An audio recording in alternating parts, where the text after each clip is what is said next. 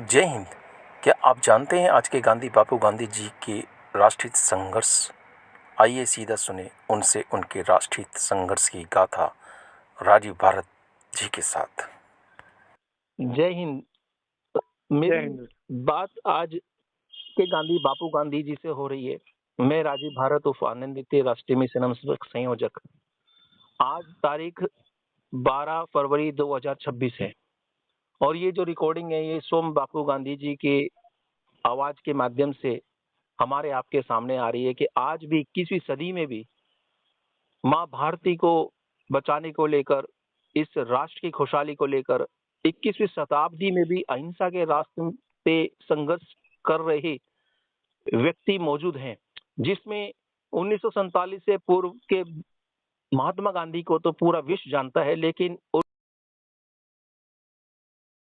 21वीं शताब्दी में जो पिछले लगभग 60 वर्षों से ज्यादा राष्ट्र हित में अपना जीवन राष्ट्र को समर्पित करते हुए संघर्ष करते आ रहे हैं, वो है आज के गांधी बापू गांधी, जिनका संघर्ष भारत देश के प्रथम प्रधानमंत्री जवाहरलाल नेहरू और भारत देश के प्रथम राष्ट्रपति डॉक्टर शंकर दयाल शर्मा राजेंद्र प्रसाद, माफी चाहूंगा, राजेंद्र प्रसाद के समय से जारी रहा।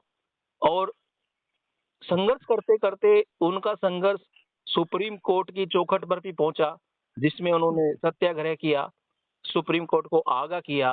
भारत देश की चुनाव प्रक्रिया को सुधारने को लेकर 2019 में निर्वाचन आयोग को भी ज्ञापन उनके द्वारा सौंपा गया। उनके प्रधानमंत्री के आवास पर भी हमने दिया, प्रदर्शन किया था।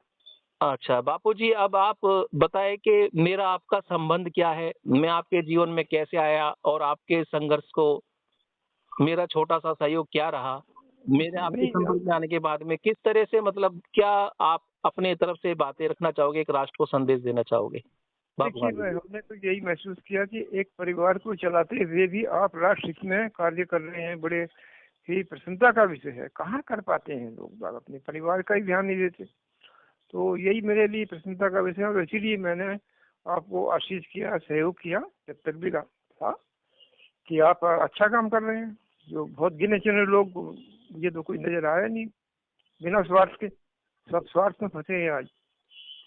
तो ये जो आदमी स्वार्थ में फंसा होगा तो वो क्या राष्ट्र की बात करेगा। अब आज सरकार को देख लो, क्या स्थिति है, क्या कर रहे हैं जनता के लिए, कुछ नहीं कर रहे हैं। और यही मेरी लड़ाई थी कि आम जन खुशहाल होना चाहिए, तभी आनंद है, तभी अच्छी सरकार कह सकते हैं।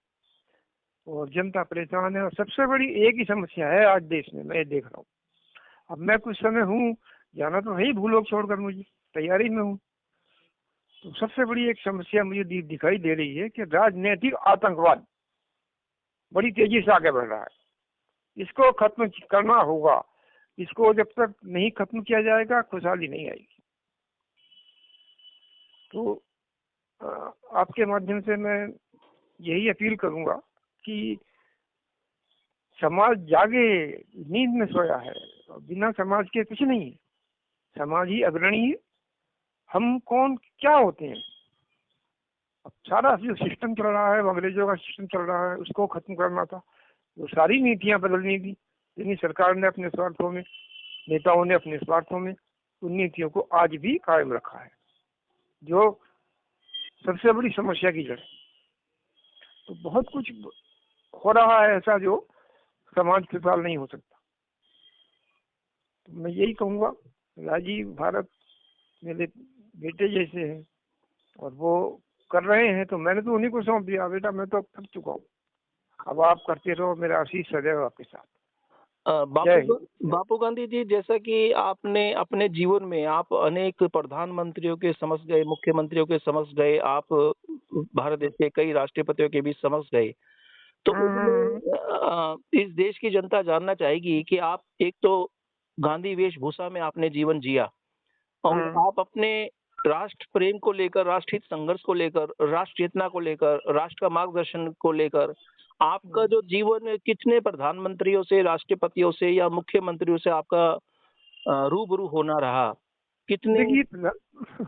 प्रधानमंत्री या राष्ट्रपति जितने भी रहे, मैं लगभग सभी को आगाह किया हमने। कि आप पूरी व्यवस्था को बदलिए, ये व्यवस्था नीति अंग्रेजों की नीति है यहाँ।